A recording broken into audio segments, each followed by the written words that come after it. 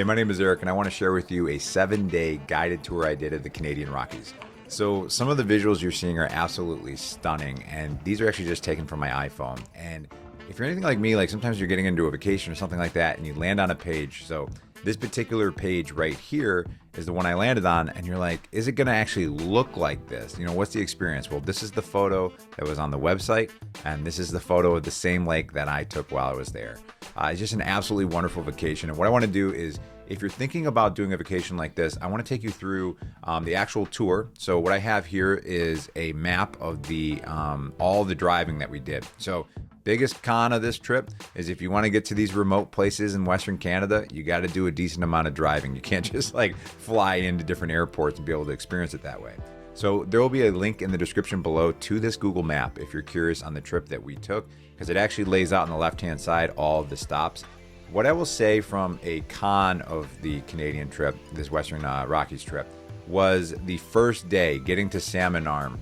That was a lot of driving going from Seattle to Salmon Arm, but then after that it got a little bit more reasonable, and you ended up doing a couple nights stay in Banff, which I was really appreciative of, because Banff, in my opinion, was my favorite spot in the entire trip.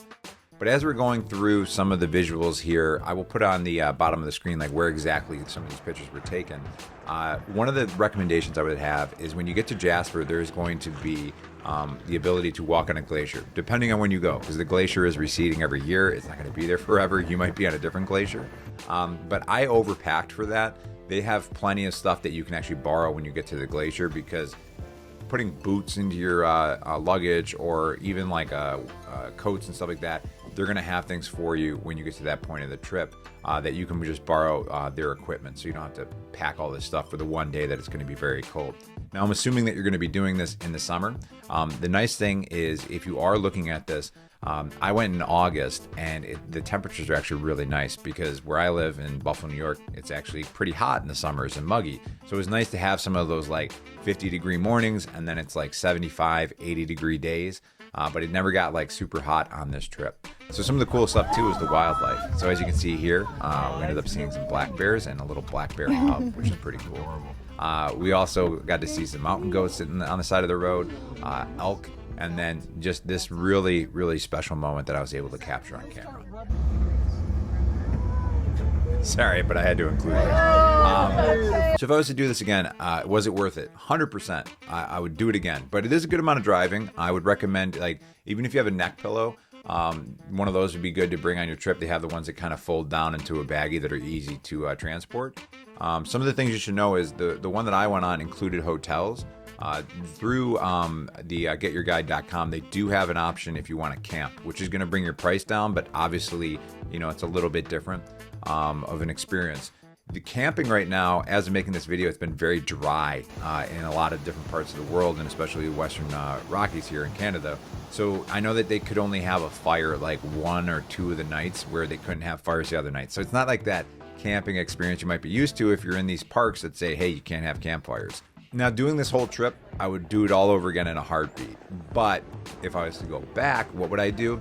I'd probably fly into Calgary because that's a bigger airport, and then go into Banff and maybe spend like 3-4 days in Banff, because Banff to me was the best part. I was glad that we actually got to spend 2 nights there, but just seeing some of the beautiful, beautiful lakes and parks in that area like was incredibly amazing. Don't get me wrong, other parts of this trip were incredible too. Whistler, we got to go up on the ski lifts and see everything there, and there's a cool Olympic Village kind of area, you know, because the Olympics are there, so it's really built up and commercialized a little bit more. See the amount of beautiful scenery that you've seen in the last 6-7 days. We actually finished our trip in Vancouver, and walking around in the city, it was really interesting because I was like, oh, like I want to be back in nature like now. You just got so used to seeing some of the most beautiful scenes you'll ever see in your life are all captured in the Western Rockies here in Canada. If you're interested in booking a trip, I was very happy with the trip I booked with Get Your Guide. I will have a link to that in the description below. It is an affiliate link, which means I can help recoup some of my cost of going on this trip and documenting this for you.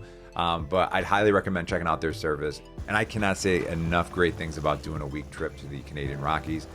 There were families that were involved. So we had one family with teenage kids on the trip. We had people that were older. I think no matter what your speed is, if you want to do hotel, camping, whatever it is, they got you covered.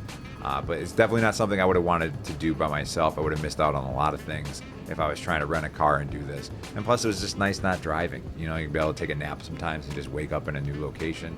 But it was hard to nap because the visuals just outside of the window were so incredible. All right, guys, hope you end up taking the plunge, doing this vacation. It is something you will remember for the rest of your life, I guarantee it. All right, till the next trip, take care, and I'll catch you in the next video.